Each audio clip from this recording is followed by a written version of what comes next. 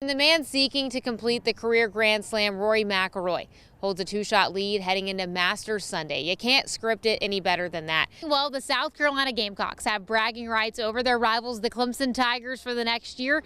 Well, if you watched any of the CAA basketball tournament on TV, you probably saw Johnny Ballgame Kelsey right there on the bench with the Cougars. The cameras love him, the son of the College of Charleston head coach Pat Kelsey. I got a chance to catch up with Johnny Kelsey, who says he was quite the big man on campus when he got back to school after that tournament. I don't know. There's like I saw you on TV like all last night. Summer Huechtker live in Monk's Corner now and joins us. Summer, this is always a game that fans come out full force for, even in the rain. Rough, even in the rain. There's actually a few fans back there already getting ready. Staggy here has been trying to pawn off the Berkeley umbrella on me, y'all. So Somerville fans, I am not picking favorites here, by the way. So if you see the blue, it's a larger umbrella. It is a little bit nicer. After college, you didn't get drafted, right? So kind of tell me, you went to the Frontier League. Kind of explain what that is to people that don't know. Yeah, so it's an independent league, I guess. Not affiliated with minor league baseball. I was going to break it down for you, but then I met one of the East Tennessee State bus drivers, so I figured he's going to explain this way better. So this is Mike Boyd. You were driving one of the buses for ETSU. Y'all left, and then kind of tell me what happened on y'all's drive from Tennessee here because of the storm and everything. Well, we saw all the warnings and stuff, and we thought we could beat it, but we got over into Asheville. By the time we got to Hendersonville, there was so much going on that the roads were blocked. I saw the NCAA tent over there. Have you gotten to play yet, and have you made yourself yet? Oh, I've been grinding on that game. I'm not going to lie. I've been putting in hours, and I have a lot of fun playing my friends, you know, being Clemson. We'll play Clemson versus Clemson sometimes. Kevin, heading into this lower state championship, Somerville head coach Ian Rafferty said the keys to this week were playing physical and not beating themselves. Well, the Green Wave really dominated both sides of the ball from start to finish tonight on their way to a 35-6 win over Sumter to punch their ticket to the state championship, their first trip since 2007. I'm joined now at the desk by our Summer Huechtker, who's going to tell us a little bit more about this story.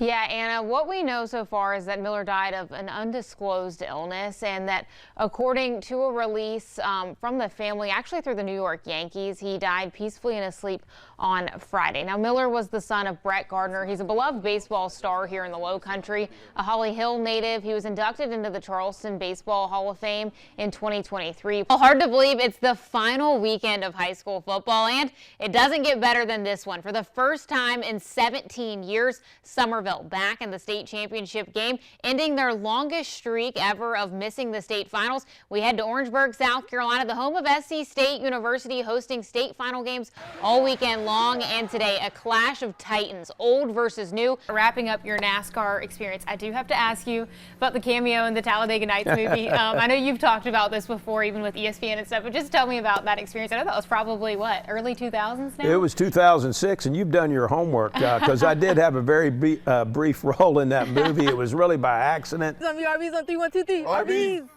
Anaya Jenkins is a sophomore at James Island High School. She's the youngest member on the Trojans coaching staff and also the only female. Coaching is the way to go. I've never loved anything. I've never been more passionate. I've never invested so much time into something like I've done coaching. James Island head football coach Jamar McCoy admits when Anaya first told him in his class that she wanted to come coach football, he was skeptical. At first, I thought it was a joke, and I was like, yeah, sure, come.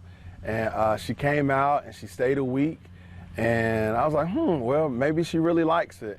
And just reading her notes from what she took in spring ball, I was like, yo, she's going to be really good at coaching football, and this is something that, a passion that she has. Born and raised on James Island, Anaya grew up coming to James Island football games with her grandpa. She says through years of watching these games, watching him as a youth coach, he played a big role in encouraging her to pursue this dream of becoming a coach herself. When you're down here on Friday nights, do you ever look up at the stands and think, I used to come here and watch the Trojans as a kid, and now I'm getting to coach? Does that ever hit you? Yeah, it does. It hits hard because it's like, this is what I want to do for the foreseeable future. So the fact that I'm doing it now at such a young age, I have so much time to learn more, because you're always learning as a coach. Don't step on my cones. She hasn't missed a practice. She hasn't missed a coaches meeting.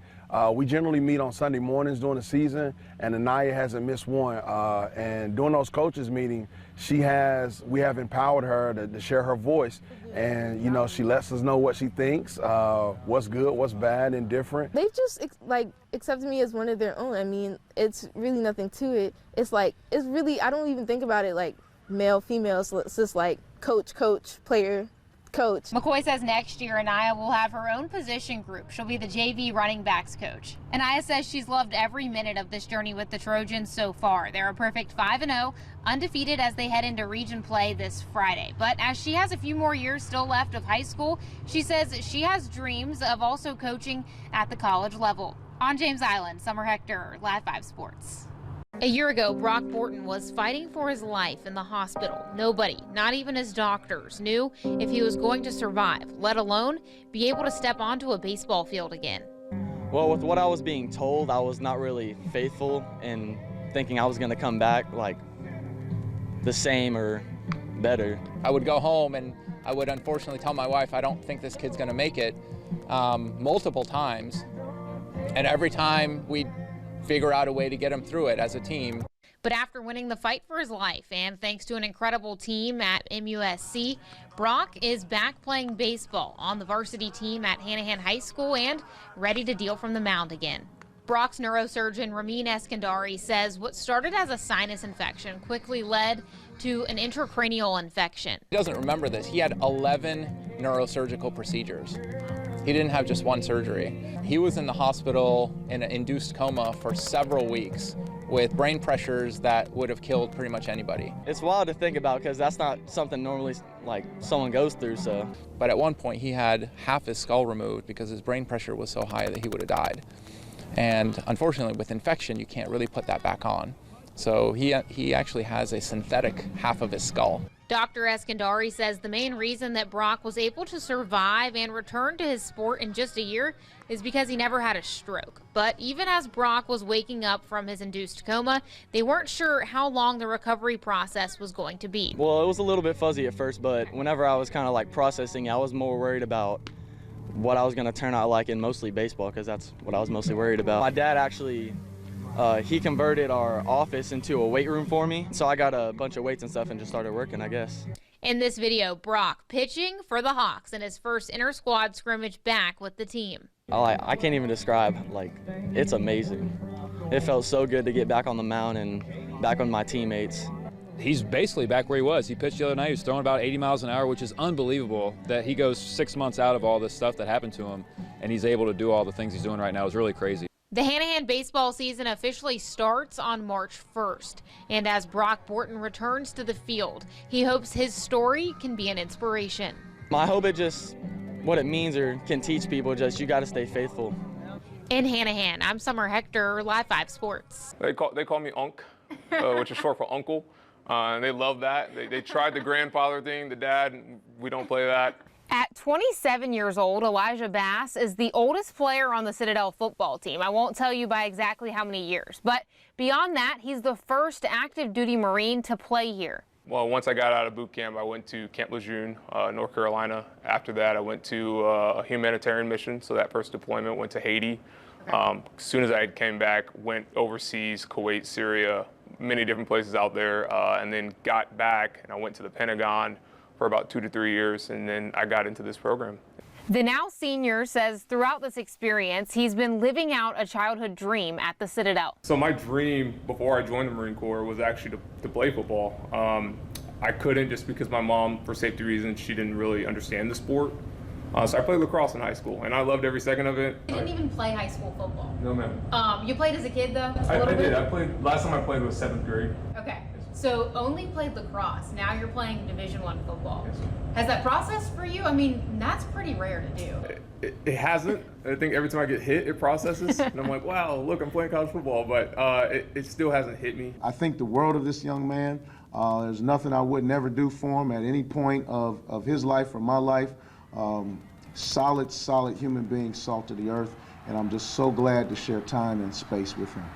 I do have responsibilities with the Marine Corps as well, so we're teaching cadets how to become Marine Corps officers when they leave here, so we help out with the unit here as well. Once Bass graduates from the Citadel this year, he'll become an officer in the U.S. Marine Corps, and he hopes his journey and his story here at the Citadel can be an inspiration. I live my life by 2 words that I learned at boot camp: spirit and discipline. If you have a little bit of spirit and a little bit of discipline, anything can be achieved. Bass says he has no personal goals on the football field. He just wants to do whatever he can to help this team continue to succeed, improve, and win games. But he did acknowledge it would be pretty cool to become the first active duty Marine to score a touchdown here. He'll have another chance to do so as the Citadel hosts Furman this Saturday. For Live 5 Sports, I'm Summer Huechtker.